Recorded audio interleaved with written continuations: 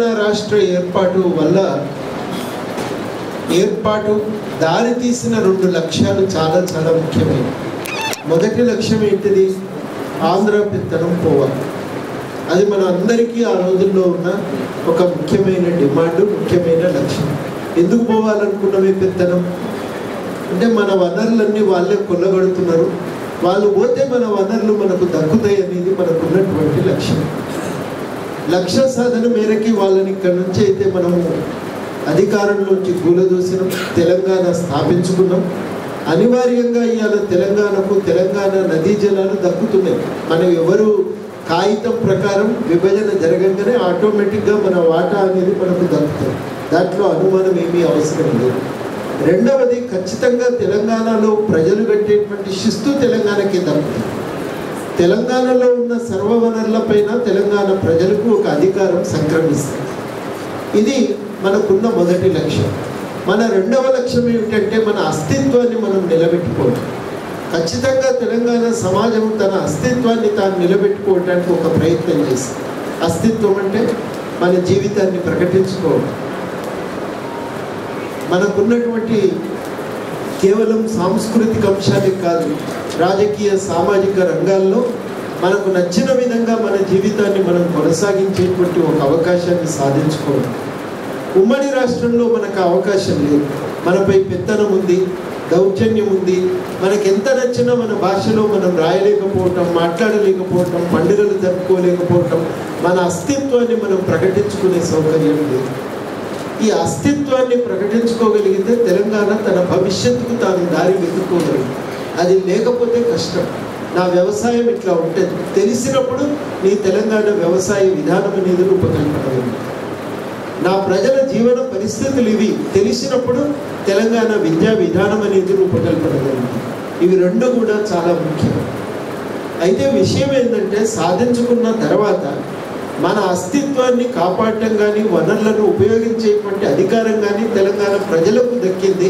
ప్రజల తరఫున ఈ పని చేయవలసిన బాధ్యత ప్రభుత్వానికి ఇవ్వబడుతుంది. ప్రజలుగా మన కర్తవ్యంలో మనం తప్పు చేసినామా? ఇక్కడ మనం సాధించుకున్నది అబద్ధమా? వాస్తవమే కదా. తెలంగాణ ఏర్పడ్డది వనరుల పైన, మనకు ఒక అధికారం అనేది మనం సాధించుకోవాలి. ఈ ప్రయాణాన్ని ఇక్కడి నుంచి ముందుకు తీసుకుపోవలసిన బాధ్యత ప్రభుత్వాన్ని, అంతే కదా. మనం ఏమనుకున్నామంటే, తెలంగాణ వనరులపైన తెలంగాణకు అధికారం దక్కాలని ఎందుకు కోరుకున్నాం? ఉమ్మడి రాష్ట్రంలో కాంట్రాక్టర్ల, కార్పొరేట్ శక్తుల, రియల్ ఎస్టేట్ డీలర్ల కోసం ప్రభుత్వాలు పనిచేసింది. వాళ్ళు హైదరాబాద్ను మాత్రమే డెవలప్ చేసిండ్రు, తెలంగాణను చేయలేదు. వాళ్ళ డెవలప్మెంట్ వల్ల లాభం జరిగింది ఈ ముగ్గురు శక్తులకే తప్ప ఇంకెవరికీ ప్రయోజనం జరగలేదు. ఇంతకుముందు ప్రొఫెసర్ హరగోపాల్ గారు అన్నారు, 100కి 87-88 పైసలు పట్టణాలకే చెందుతున్నారు. ఉమ్మడి రాష్ట్రంలో కానీ ఇప్పటికీ కానీ పరిస్థితి ఏంటంటే, తెలంగాణలో 100కి 60 పైసల పైన ప్రతి రూపాయిలో వచ్చే ఆదాయం హైదరాబాద్ జిహెచ్ఎంసీ పరిధిలో ఉంది. మరి జిహెచ్ఎంసీ పరిధిలో ఉంటే మన అందరికీ దక్కుతున్నదా? ఏమీ దక్కట్లేదు. మళ్ళీ ఈ వర్గాలు మాత్రమే ప్రధానంగా దాని నుంచి లబ్ధి పొందుతూ వచ్చినాయి. కానీ మెజారిటీ ప్రజలకు, మహా అయితే కొంతమంది ఉద్యోగులకు దక్కొచ్చు, కానీ మెజారిటీ ప్రజలకు మాత్రం దీనివల్ల ప్రయోజనం చేకూరింది లేనే లేదు. ఇవాళ మనం ఏం కోరుతున్నామంటే, ప్రత్యేక రాష్ట్రం అంటూ ఏర్పడితే ఈ అభివృద్ధి క్రమం మారాలి. మళ్ళీ హైదరాబాదేనా? అన్ని జిల్లాలు డెవలప్ కావాలి కదా. అది మనం మొట్టమొదటి కోరుకుంటున్నాం. రెండవది ఏం కోరుకుంటున్నాం? మళ్ళీ ఈ రియల్ ఎస్టేట్ డీలర్లు, కార్పొరేట్ శక్తులేనా? కాదు కదా. తెలంగాణలో ఉన్న 50 మంది ప్రజలు దీనివల్ల లాభపడాలి. మనం కోరుకున్నది ఏంటంటే, ఒక పెత్తనం పోతే తెలంగాణ ప్రజలు వాళ్ళ జీవితాలు బాగుపడే ఒక కొత్త ప్రయాణం మొదలవుతుంది అని. ఇవాళ మనం మూల్యాంకనం చేసేది కేవలం ఈ ఒక్క దృక్పథం నుంచి. అది అవుతుందా లేదా? మళ్ళా నువ్వు హైదరాబాద్కే పెత్తనం వేస్తే మేము మాత్రం దాన్ని ఆమోదించే ప్రసక్తే లేదు. 2, మళ్ళీ ఈ రియల్ ఎస్టేట్ డీలర్లు, కార్పొరేట్ శక్తులేనా? ఆంధ్ర కాంట్రాక్టర్లేనా?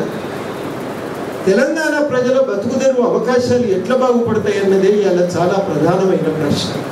అందుకనే మనం సూటిగా ఏమడుగుతున్నామంటే, అత్యధిక శాతం ప్రజలు ఇవాళ వ్యవసాయం మీద, వృత్తుల మీద, గృహ పరిశ్రమల మీద, సూక్ష్మ పరిశ్రమల మీద, చిన్న పరిశ్రమల మీద ఆధారపడి బతుకుతున్నారు. వాళ్ళందరి బతుకుదెరువు అవకాశాలను పెంచే విధంగా ఆర్థిక నీతి, రాజకీయ విధానాలు ఉండాలని చెప్పి మనం ప్రధానంగా డిమాండ్ చేస్తాం. అంతే కదా, ప్రజలకు దక్కాలి కదా బెనిఫిట్. తెలంగాణ వస్తే అందరం బాగుపడతామని అనుకుంటాం, బాగుపడాలి అంతే, ఇక వేరే ముచ్చట్లేదు దానికి. ఆ ఆధారంగానే మనం ఏ పనైనా మంచిగా ఉందా లేదా అనేది నిర్ణయించుకుంటాం, కానీ మనకి ఇంకో ప్రమాణం అనేది అనవసరం. ఈ ఒక్క ప్రమాణంతోనే మనం ఏ ప్రభుత్వాన్నైనా ఏ పాలనైనా మనం మూల్యాంకనం చేస్తాం. ఈ క్రమం నుంచి మనం ఆలోచన చేసినప్పుడు నిజంగా వ్యవసాయ విధానాలు జరుగుతున్నాయంటే రామాంజనేయులు గారు చెప్పిండ్రు, ఇంకా చిన్న రైతు ప్రధానంగా ఉన్నటువంటి వ్యవసాయానికి మన విధాన రూపకల్పన కూడా జరగలేదు ఇంతవరకు. ఒక విధానం అనేది కూడా ఇంతవరకు రాలేదు. అది మనం అడుగుతున్నాం. కోర్టుల కేసు వేసినాం. నిజంగా మీరు 2 ఏళ్ళు ఏం చేసినరా అంటే, మీరు నిజంగా నమ్మినరా గవర్నమెంట్ అంటే, నమ్మినా నమ్మకపోయినా నేను నిన్ననే వస్తే కూర్చో దులుపుకోకనే పోతే, కూర్చోకనే పోతే, పని ఎప్పుడు చేయాలని ఇది అంటాడు కదా అనేటోడైతే. అందుకని ఆవిడ తప్ప మనకేవో ఆలోచనలు లేక, విశ్లేషణ లేక ఏం కాదట్లా.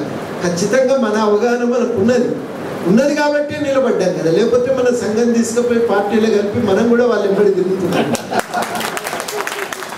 కాబట్టి అనుమానాలు ఏం లేవు, స్పష్టతే ఉంది. కానీ ఖచ్చితంగా జరుగుతుందని ఆశపడి అవకాశం ప్రజలు ఇచ్చినప్పుడు ఆ ప్రయత్నం ఏ దాకా పోతుందో మనం కూడా కొంత పరిశీలన చూడవలసి వస్తుంది, కొంత సహకరించవలసి వస్తుంది. మన వంతు ఖచ్చితంగా ఒక ప్రయత్నం ఏం చేసినామంటే, ఖచ్చితంగా అనేక విషయాల మీద సూచనలు చేసుకుంటూ వచ్చాము. కోర్టుకు పోతే కదా చర్చలు జరిగాయి కదా, రైతు సంఘాలు 40 రైతు సంఘాలతో చర్చ జరిగాయి కదా, మరి ముందు పడాలి కదా, విధానం రావాలి కదా. మనమేం కోరుకున్నామంటే ప్రజలకు లాభం జరగాలి. మళ్ళా పాలి హౌజులు వేస్తానంటే పైసలు ఉన్న రైతులకే లాభం అవుతుంది, కానీ పైసలు లేని రైతులకు ఏ రకంగా ఉపయోగపడుతుంది అనేది మన ప్రశ్న. అందుకనే మనం అడుగుతున్నాం, తెలంగాణ రైతు దగ్గర పెట్టుబడి లేదు, ఆయన పెట్టుబడి ఖర్చు తగ్గించండి, ఆయన పంటలు పండించే ప్రయత్నం చేసుకోవాలి, దానికి సహకరించండి అని చెప్పి మనం కోరుతున్నాం. మార్కెటింగ్ కావాలి, దానికి అవసరమైన ప్రభుత్వం నుంచి సహాయం దొరకాలి, పనిముట్లు కావాలి, దానికి అనుబంధంగా పశుపోషణ రావాలి, కోళ్ల పరిశ్రమ రావాలి, మత్స్య పరిశ్రమ రావాలి, ఆహార సేకరణ కావాలి, గిన్ని జరగాలి. మీరు అడగచ్చు ఇక్కడ అస్తిత్వాన్ని ముచ్చట ఎన్నికలు వస్తుంది. తెలంగాణ అస్తిత్వంలో ఒక ముఖ్యమైనటువంటి విషయం సీతాఫలం కాదు. మనకు ఆ పండుగ ఇంపార్టెంట్, మనకు అది నిత్య జీవితంలో ఎంత ఇంపార్టెంట్ అంటే అది మన దగ్గరే దొరుకుతుంది. ఒక్క సీతాఫల్ ఫెస్టివల్ అన్నా మనం చేసుకోవచ్చు కదా. నేను మొన్న అమెరికా పోతే నాకు ఆశ్చర్యమైంది, ఆ ఊళ్ళో ఎల్లిపాయలు పడతాయంటే ఎల్లిపాయ ఫెస్టివల్ పెట్టుకుంటాం. ఎల్లిపాయతో ఐస్ క్రీము, ఎల్లిపాయతో సాసులు, ఇంకా అన్నీ సర్వం చేసి ఆడు అమ్ముతాడు. నీకు ఇష్టం ఉంటే తిను, లేకపోతే లేదు. కానీ ఇదేదో పండుగ, ఆడు డ్యాన్స్ ఉంటుంది, పోయి చూసుడు, కొనుక్కునుడు, అదో ఉత్సవంలాగా జరుగుతుంది. మరి మన దగ్గర కూడా అట్లా జరగచ్చు కదా. సీతాఫలానికి ఎంతమంది ఏరుకొని వచ్చేటోళ్ళు ఉంటారు. మన దగ్గరనే దొరికే చేపలు ఉంటాయి కదా, ఎక్కడ దొరికాయి కదా. దానికి ఎంత పెద్ద పండుగ జరుపుకోవాలి. ఇవాళ రేపు వస్తుంది మరి మృగశిర ప్రవేశిస్తే ఆ రోజు ఖచ్చితంగా చేపలు తినాలంటారు కదా మన దగ్గర. ఏ లెక్క ప్రకారం ఆ లెక్కను దాన్ని ఆ రోజు పెద్ద ఎత్తున ప్రమోట్ చేయగలిగితే ఒక వ్యాపారానికి ఎన్నో అవకాశం. అంటే ఇవన్నింటినీ ఆలోచన చేసి ఒక విధానం రావాలి, ఒక వృత్తుల పరిరక్షణ జరగాలి. తెలంగాణ ఒక కళ్ళు గీసేటువంటి కార్మికుడు ఉంటాడు, అంత పొడుగు చెట్టు ఎందుకు పాకాలంటే, కొబ్బరి చెట్టు ఏమో పైకి వెళ్ళి కిందికి అవుతుంది, చేత్తో తెప్పుకునేటట్టు ఉంటుంది. మరి ఎందుకు తాడి చెట్టు ఎందుకు ఉంది కదా, పరిశోధన జరగాలి కదా, కిందికి రావాలి కదా, కనీసం నిచ్చెనేసుకొని కళ్ళు గీసే పరిస్థితి రావాలి కదా. నిన్న మనం చూసినాం, గాలి దుమారం వీస్తే పాపం ఆయన పైన పోయి ఉండే, ఆ గాలికి తట్టుకోలేక కింద పడి మరణించాడు. ఇవాళ మన దగ్గర ఒక విచిత్రమైన పరిస్థితి ఏంటంటే, తాడి చెట్లు ఏ డిపార్ట్మెంట్ అనేది ఇంతవరకు తెలియలేదు. హార్టికల్చర్ వాళ్ళ దగ్గరికి పోతే ఏమంటారంటే ఇది ఎక్సైజ్ డిపార్ట్మెంట్ అండి. ఎక్సైజ్ డిపార్ట్మెంట్ వాళ్ళు ఏమంటారంటే, మా దగ్గర ఆబ్కారీ వసూలు చేసుకునే కానీ చెట్టు, మొగి, పొరుగు ఇవన్నీ నన్ను అడగసారి వాళ్ళు అంటే ఇంతవరకు దాని మీద పరిశోధన మన దగ్గర హార్టికల్చర్ యూనివర్సిటీ ఇంకా మొదలు కూడా కాలేదు. ఇవన్నీ కూడా సీరియస్గా చేయవలసిన విషయాలు. మన దగ్గర బట్టని ఇస్తారు, దానిపైన పరిశోధన, దానికి కావలసిన పెట్టుబడి, అంటే ఇవన్నీ జరిగితే అశేషంగా ప్రజలు బతకటానికి ఒక అవకాశం ఉంటుంది. సూక్ష్మ పరిశ్రమ, చిన్న పరిశ్రమలు, వ్యవసాయ ఆధారంగా ఒక నూలు దారం తయారు చేసే పరిశ్రమ, వస్త్ర పరిశ్రమకు అనుగుణంగా బట్టలు కుట్టేవాళ్ళు, అద్దకం వేసేవాళ్ళు, అన్నీ తయారైతే ఒక అద్భుతమైనటువంటి టెక్స్టైల్ మార్కెట్ హైదరాబాద్లో డెవలప్ అయింది. ఒక లెదర్ మార్కెట్ మన తెలంగాణలో డెవలప్ అయింది. ఒక తివాచీ మార్కెట్ తెలంగాణలో డెవలప్ అయింది. ఇవన్నీ చేసుకోవటంతో పాటు ఇంకా 2 జరగాలి.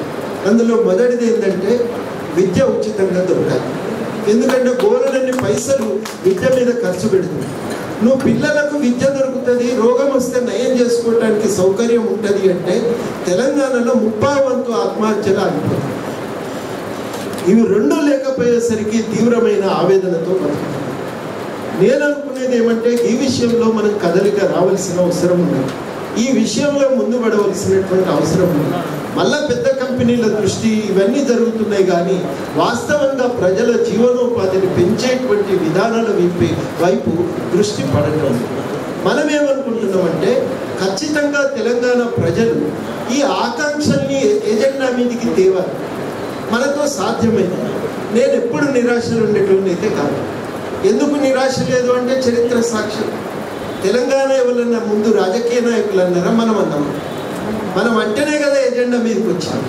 ఎంత బలంగా ఎజెండా మీదకి వచ్చిందంటే అందరు తెలంగాణ అన్నారు. ఆఖరి ఒకానొక దశలో మీతో నేడైతే తెలంగాణ మీరు బగ్గునమండి చప్పున జల్లారిపోతారు అనుకున్నటువంటి నాయకులు కూడా తెల్లారు లేస్తే మన పక్కన కూర్చుంటే కాదు మనకు సాధ్యం కాదనుకునే పరిస్థితి వచ్చింది కదా. రాజకీయ నాయకులు రాలే, వచ్చింది, అంతా అయింది మనకు. సరే, ఇవాళ మనం ఏమంటున్నామంటే తెలంగాణ ప్రజల బతుకుదెరు అవకాశాలే రాజకీయంలో ఎజెండా మీదకి తేవాలంటే మనం మూలుకుంటే అవుతుంది. అది మళ్ళీ ఆలోచన అనుమానం అవసరం లేదండి. ఇవాళ మనమేమనుకుంటున్నామంటే టీఆర్ఎస్ పార్టీ ఏర్పాటు చేసినటువంటి ప్రభుత్వం బతుకుదెరువు విషయంలో మాత్రం తీసుకున్నటువంటి నిర్ణయాలు శూన్యమని చెప్పచ్చు. ఇంతవరకు కూడా ప్రజల యొక్క బతుకుదెరువు అవకాశాలను విస్తరించేటువంటి ఒక ప్రయత్నం అనేది అస్సలు కూడా జరగదు.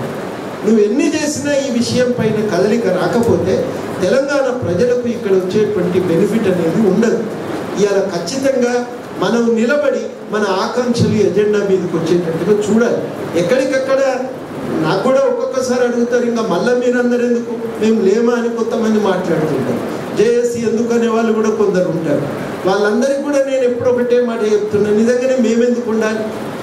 మధ్యాహ్నం అంతా ఉత్సవాలు ఎందుకు, నడువులు బొంగ కుర్చీల ఉత్సవాలు ఎందుకు? సార్కు పాపం ఎన్నో నెల రోజుల నుంచి నిన్న 1 గంట దొరికితే కూడా ఆ గంట మనం బయటికి పిలుచుకొని వచ్చినాం, కానీ ఇంట్లో కూర్చొని ఇట్లేదు కదా. ఎప్పుడు కూడా 70 ఏళ్ళు ఉన్నా కానీ ఎందుకు తిప్పలబడాలి? ఎందుకు తిప్పలబడాలంటే మనం ఒకటే అనుకుంటున్నాం, మనం మాట్లాడకపోతే పేద ప్రజల సమస్యలు ఎజెండా మీద మీరు ఒక్కరే గుర్తుపెట్టుకోండి.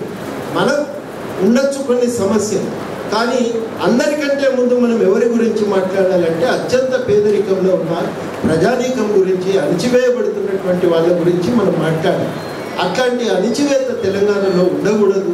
ఆత్మగౌరవంతో బతికే పరిస్థితి ఉండాలి.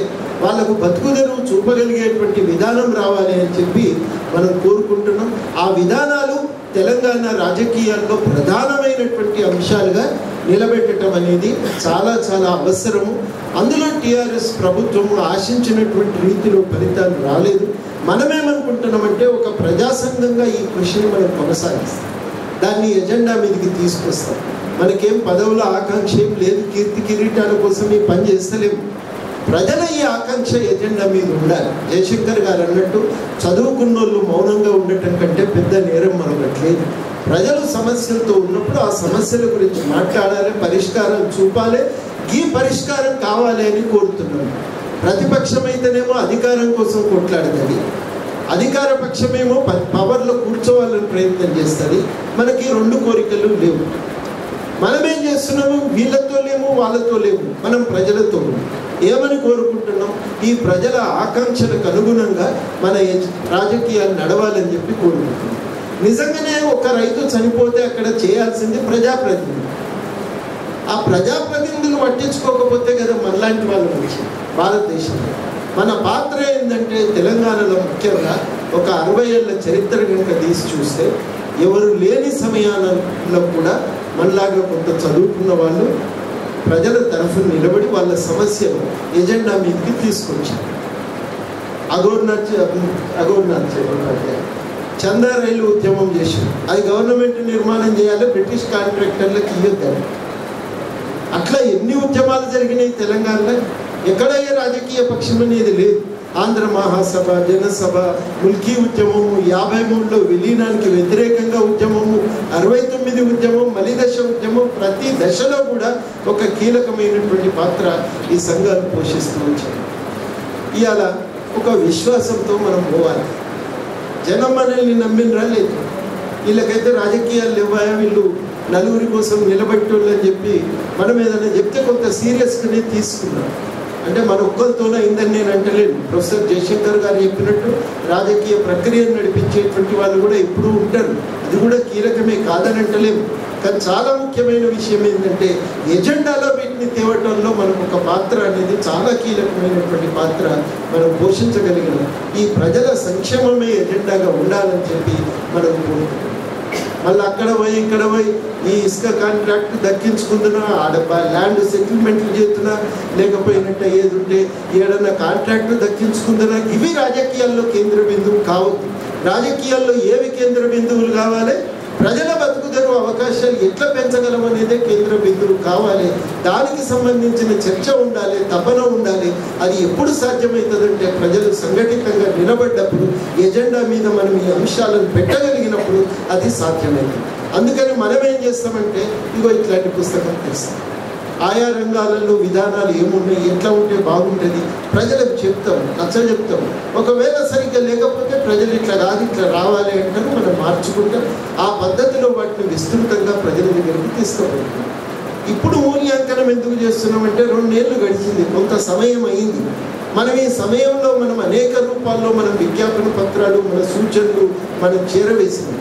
ఇవాళ మనం ఏమడుగుతున్నామంటే ఈ విషయంలో మేము ఆశించిన విధంగా బతుకుదెరువు అవకాశాలు మాత్రం కల్పించలేకపోతున్నారు. ఖచ్చితంగా దానిపైన దృష్టి పెట్టవలసిన అవసరం ఉంది. ఒక వ్యవసాయ విధానం, వృత్తుల పరిరక్షణకు, పురోభివృద్ధికి ఒక విధానం, ఇవన్నీ కూడా రావాల్సిన అవసరం ఉంది. వెరసి మొత్తం మనం కోరుకునేది ఏంటంటే ప్రజలు సుఖంగా, ధైర్యంగా, ఆత్మగౌరవంతో జీవించగల పరిస్థితులు తెలంగాణలో రావాలి. ఎవరు చనిపోయి ఆత్మహత్య చేసుకునే పరిస్థితి ఉండకూడదు. ఎవరు కూడా పిల్లలు కరువు కారణంగా, తండ్రి ఫీజు కట్టలేని కారణంగా పిల్లలు స్కూలు వదిలేసేటువంటి పరిస్థితి ఉండకూడదు. ఎవరికి కూడా మరి ఖచ్చితంగా తండ్రి చదువు కోసం కోరడంత ఖర్చు పెట్టుకోవాల్సినటువంటి పరిస్థితి రాకూడదు. వైద్యానికి కోట్లాది రూపాయలు ఖర్చు పెట్టుకోవాల్సినటువంటి పరిస్థితి తెలంగాణలో ఉండకూడదు. డాక్టర్లు చెప్తున్నారు, ఎవరన్నా మన క్రిటికల్ కేర్ దాంట్లో పోయి ఉంటే, ఎమర్జెన్సీ దాంట్లో ఆ పోయినోడు ఎవడు, ఆస్తులు అమ్ముకోనోడు ఒక్కడు కూడా లేడు. 85% ఆస్తులు అమ్ముకున్నారు. అవి గవర్నమెంట్ హాస్పిటల్లో లేవు. మనం ఇట్లాంటివన్నీ కూడా కల్పించాలని చెప్పి మనం కోరుతా ఉన్నాం. ఒక పోరాటం చేస్తున్నాం. మనం అందరం కూడా సంఘటితంగా నిలబడి మనం ప్రయత్నం చేస్తాం. తెలంగాణ సాధించుకోవటం మనం చేసినటువంటి ఒక అద్భుత విజయం. వచ్చిన తెలంగాణను అభివృద్ధి కోసం మనం చేయబోయేటువంటి ప్రయాణం ఇంకా ఒక చాలా కీలకమైనటువంటి ఒక ప్రయాణం కాబోతున్నది. ప్రపంచంలో ఎక్కడ కూడా ఇట్లా ప్రజల తరఫున ఒక ప్రత్యామ్నాయ అభివృద్ధి నమూనాను ముందుకు పట్టుకొచ్చి ఇగో మా ప్రాంతంని ఈ రకంగా అభివృద్ధి చేసుకుంటామని చెప్పి ప్రకటించి దానికోసం ప్రయత్నం చేసినటువంటి సంఘాలు చాలా తక్కువ. ఈ మధ్య నేను అమెరికా పోయినప్పుడు అక్కడ ప్రొఫెసర్ ఒక ప్రత్యామ్నాయాన్ని ప్రకటించే దానికోసం నిలబడి పనిచేస్తున్నది తెలంగాణలో మాత్రమే కనబడుతుంది. మరి గింత తెలంగాణ తెచ్చి గంత బలవంతులైన ఆంధ్రోళ్లను మట్టి గరిపించి ఇవాళ మనం తెలంగాణ మనం అభివృద్ధి చేసుకుంటాం. ఎవరు చేస్తాం? మనమే చేస్తాం. మనం నడుస్తాం, మన వెనకాల ప్రపంచం నడుస్తుంది. ఇక గల్లంతా అవసరం లేదు. మన కరగోపాల్ సార్ ఉన్నాడు, పెద్ద పెద్దలందరూ ఉన్నారు. ధైర్యం మనకు నిలబడాలి. ఎవరైనా వేలతనం పనికిరాలి, నిరాశ పనికిరాలి. తెలంగాణ తెచ్చిన వాళ్ళం నిరాశలు ఎట్లుంటాం? నువ్వు చేస్తేనా మంచిది, చేయకపోతే నేను ఊరుకుంటా. అవి ఆ ధైర్యం ఉండాలి తెలంగాణ. ఆ ధైర్యం ఉన్నోళ్ళు తెలంగాణలో ముందుకు పోతారు, తెలంగాణను అభివృద్ధి చేసి చూపిస్తారు. మీకు కాకపోతే మేము చేసి చూపిస్తాం, ఊరుకుంటామా? ఖచ్చితంగా అభివృద్ధి చేసి చూపిస్తాం. ఎట్లా చేయాలనో మాకు ఎరికే. ఎందుకంటే 20 ఏళ్ళు కొట్లాడినోనికి కనబడదా తెలంగాణకి ఏం అవసరం? అందరికంటే ఎక్కువ మంచిగా మనకే అర్థమవుతుంది, వేరెవరికి అర్థం కాదు. మరి మనం అర్థమైన వాళ్ళు ఉంటుంటాం, ఖచ్చితంగా మాట్లాడుతుంటాం. కాకపోతే ఏంటంటే మాకు దురాశ లేదు, పేరాశ లేదు, మాకున్నది ఒకటి, ప్రజలు బాగుపడాలి. అది మనకున్నటువంటి ఆలోచన. ఆ ఆలోచనతో ముందుకు పోతాం. మీరు మంచిగా చేస్తారా మరి చూద్దాం. మేము 3 ఏళ్ళకు మళ్ళీ రివ్యూ తీసుకొస్తాం అనుకుంటాం. మళ్ళీ 3 ఏళ్ళకు రివ్యూ తీసుకొస్తాం. ఏమైనా మార్పు ఉంటుందా లేదా చూద్దాం. ఈ మార్పు కోసం ఈ సంవత్సరం ఇంకా జరంత గట్టిగానే ప్రయత్నం చేస్తాం. మరి మీరు అందరు గట్టిగా ఓకే అన్నట్టే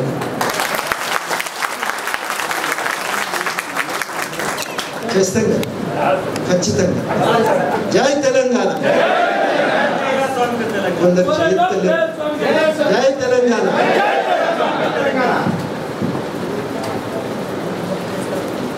తప్పకుండా